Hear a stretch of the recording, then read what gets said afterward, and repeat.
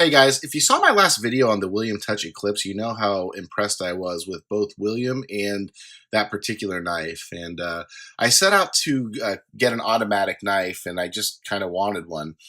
And I was doing some research, and I basically was told that William Tuch made one of the best dual action automatics out there, and I was not disappointed at all. I mean, that knife was absolutely amazing, and it did show Williams' kind of roots in the art knife world. Now, I have a whole new appreciation for art knives, having gone to the Solvang show. And one of the things that I noticed right away was that they're expensive. And those knives at Solvang basically started at $6 grand and ran all the way up to like $100,000. And these knife makers would spend weeks, months, if not years, working on these particular blades.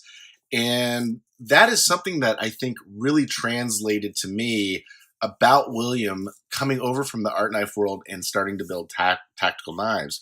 Um, Immediately when I got that knife in hand, I felt I got a great deal on that knife. Now, I know William is not the most established tactical maker out there, but his fit and finish was just impressive. And, again, while his knives don't scream tactical, they still have an art knife look in background to them. I immediately recognized that that particular knife was something that I wouldn't mind, taking to war with me, right? Just using it for any task that I can think of. But that particular knife had some Damascus. It had a micarta inlay, and it had a Damascus blade. And so I actually gave William a call, and I said, hey, I have a few ideas, a few tweaks that I want to run by you, and I want to build another knife. And he was absolutely awesome to work with. I mean, the guy is he's funny as hell. He listens to you. He's easy to get a hold of. I mean, he's just awesome. And he goes, hey, what are you thinking? And I said, well, okay, can you just, look, I realize you guys are artists, so just run by me what you were thinking when you did like the thumb stud, because I thought it was a little bit small, puny. And he goes, well, in the art knife world, we put thumb studs on there, which he put a Damascus thumb stud on there, but really it's for emergency purposes, right? It's really an automatic. It's designed to be an automatic. And I said, well, on the next knife, I want it to be a thumb flicker first, right? I want it to have a nice thumb stud, and I want it to be a usable thumb stud. And I want the automatic to be there, but I wanted it to be pretty hidden and something that I don't go to right away. So he's like, okay, no problem. I'll do that. And another thing about that other knife was the pocket clip was really, really, stealth, really close to the body. And it was made out of Damascus, and it looked beautiful. It almost looked like it didn't have a pocket clip. But it was really small. And, my thought was if you were wearing cargo or tactical pants, which I don't, but if you did, you'd want a more robust pocket clip. And he did explain to me, he's like, hey, they used to put bigger pocket clips on there. But again, most art knives, and I did notice this, don't even have pocket clips. So a couple changes we made to this particular knife. It's, as you can see, it's the exact same knife, but a few things that I'll point out that I did, and that he was easy to work with, and he did actually, but on my suggestion, was the first thing. As you can see, it's Carboquartz. And I love Carboquartz. And I use some Carboquartz knives, and they're absolutely amazing. And, I feel like they look better as they get worn in. And we are indoors right now with artificial light, but man, does this thing dance, and does it really dance in the sunlight? It really looks great in the sunlight. So I wanted something that was utilitarian, that could be used, but also, fancy, because it's something that I want in my collection, right?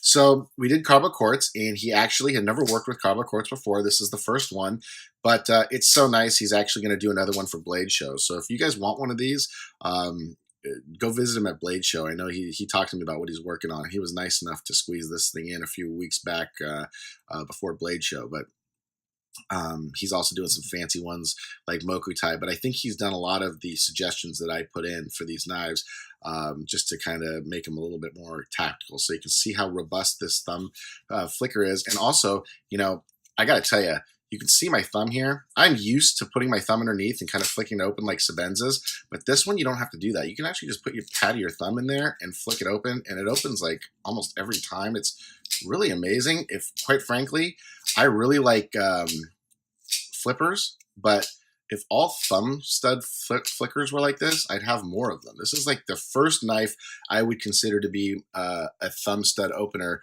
that's, you know, that it's flickable. Like even the Sabenzas, I can flick, but they're not easy. This one is easy. You just put your thumb there, again, not the nail, but the thumb part, and just push it open, and it opens right away. We decided to go with a satin finish, something that can be used, something that can be easily done. You know, the Damascus is great, but you know, if I do put a scratch on this and we want to refinish it, it does not have to be re-etched. But we did some fancy stuff. So you can see the pivot is some Damasteel there. Let's look at that. That's nice. The thumb stud's Damasteel. Pretty awesome. And the pocket clip is Damasteel. So again, the pocket clip, we brought it up just a little bit, so now you can wear it with jeans or cargo shorts or things like that. So it fits in your pocket, even if you have some thick material.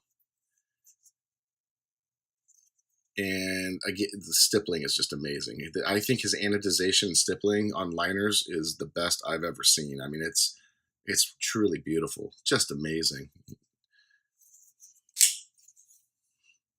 And he does a great job. You look at the, he jewels the insides. Just a really neat knife all around. Fantastic knife.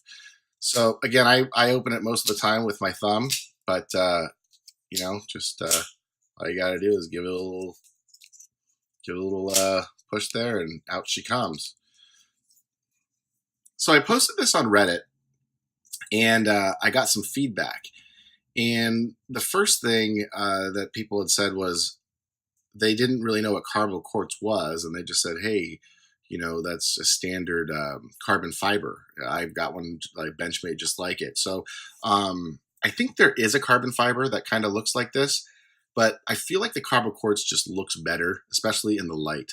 Now, maybe, like they said, that their carbon fiber looks like this, because Carboquartz is actually kind of expensive for what it is. So some people really like it and some people don't. I happen to like it just because I think it adds a little bit of extra flair, but you could have probably gone with carbon fiber. In fact, William wanted to do carbon fiber.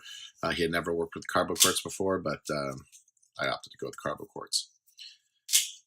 So pretty much those are the only changes. A little bit more robust thumb stud. I wanted a pivot that I could adjust, so we put the pivot in. So as it loosens up over time, I can go and re-tighten it down, because I do anticipate really flicking it and using it. Most of my flippers, I have to adjust the pivot every now and then. He did some hidden hardware, so this is all pretty much hidden hardware except for the pivot. And he made the pocket clip a little bit more useful to me in case I wore it with different stuff. Again, we're perfectly centered. The finish is perfect.